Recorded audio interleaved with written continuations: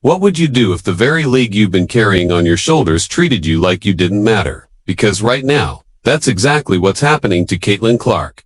One of Europe's premier basketball leagues is stepping up, offering her a massive deal, far beyond what she's earning in the WNBA. And honestly, can you blame her for considering it? After the cheap shots, the jealousy, even her own teammate laughing after she got smacked in the face, who wouldn't want out?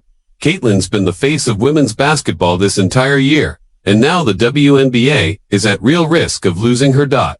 So, let me start with this. How does the most visible player in the league end up feeling like a stranger in her own locker room? Caitlin Clark entered the WNBA with massive hype, and she delivered. Attendance soared. TV ratings shattered records. Her jersey sold out everywhere. She didn't just play basketball, she revived the business. So why does it feel like the league she helped bring back to life has turned its back on her? From the very start, you could sense the tension.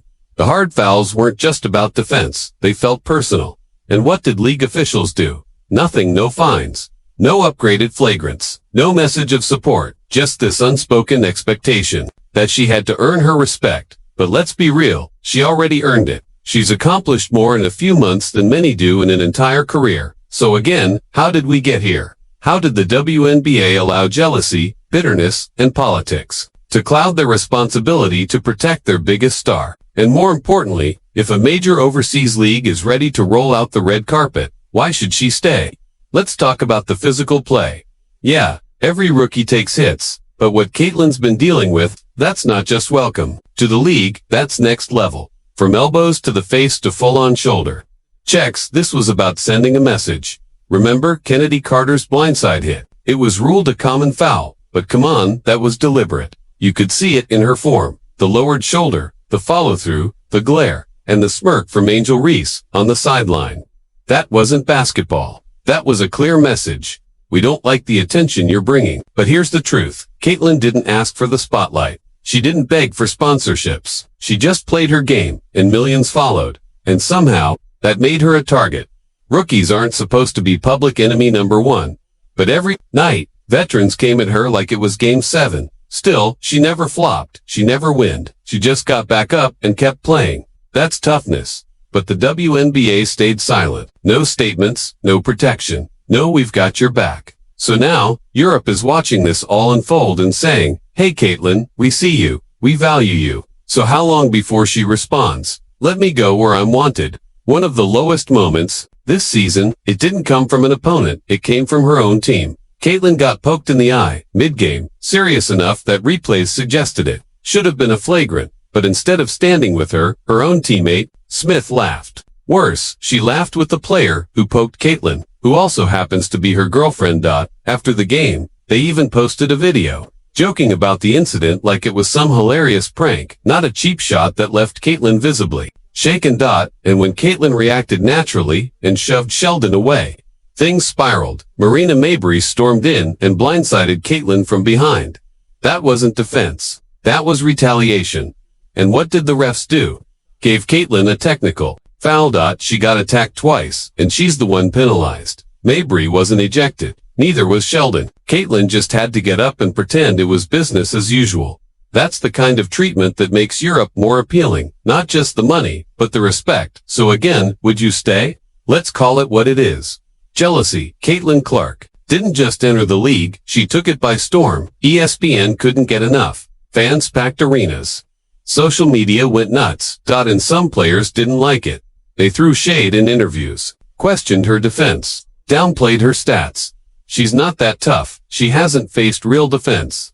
But again, Caitlin never asked for the limelight. She earned it. She made history in college. She brought millions of new fans to women's basketball. Instead of lifting her up, some tried to pull her down. And yet, she kept showing up, hitting logo threes, dropping dimes, and playing through the noise. Now, EuroLeague teams are circling. They're saying, we'll treat you like a queen. So tell me, would you stay in a room full of jealous energy, or walk into one filled with admiration? Caitlin, won Rookie of the Year, led all rookies in points, assists, and minutes. She turned a struggling Fever team into must-watch TV. And yet, it wasn't a unanimous vote. One voter picked someone else. Let's be honest, that wasn't about basketball. That was about ego. About not liking the attention she's getting. And that says everything. You can carry the league, boost its ratings, sell out arenas and still not get your due. So, if Europe is saying, you're not just a player, you're the brand, can you blame her for listening? Now let's talk numbers. Rumor has it, a top Euro team is preparing to offer Caitlin a contract worth 10x her WNBA salary. But this isn't just about money. In Europe, she'd be the face of the league. Commercials, shoe deals, custom facilities, real investment. No dirty fouls. No teammates clowning her on the sidelines. Just respect and room to grow. This isn't just an offer, it's an escape. So again, when someone offers you the crown, after you've been beaten down, what do? Now let's talk about the fans. Caitlin Clark isn't just popular. She's a movement. She's inspired an entire generation of young girls. She's the reason casual viewers are tuning in. She's the reason new sponsors are coming on board. And yet, the WNBA keeps fumbling that momentum. They don't treat her like a star. They treat her like she still has to earn her place. But, if Caitlin leaves, those fans go with her. And that's a loss you can't measure in dollars. So I'll ask again, what would you do? Because if Caitlin walks, it's not just her, the WNBA loses. It's the ratings, the attention, the hype, everything, and they'll only have themselves to blame. Some people say she'd be quitting. But this isn't quitting. It's trailblazing. Others have done it. Diana Taurasi skipped a season to play overseas. Brina Stewart made millions in Russia. Caitlin has every right to go where she's respected and protected. Right now, she's making about $76,000 for everything she's brought. That's a joke.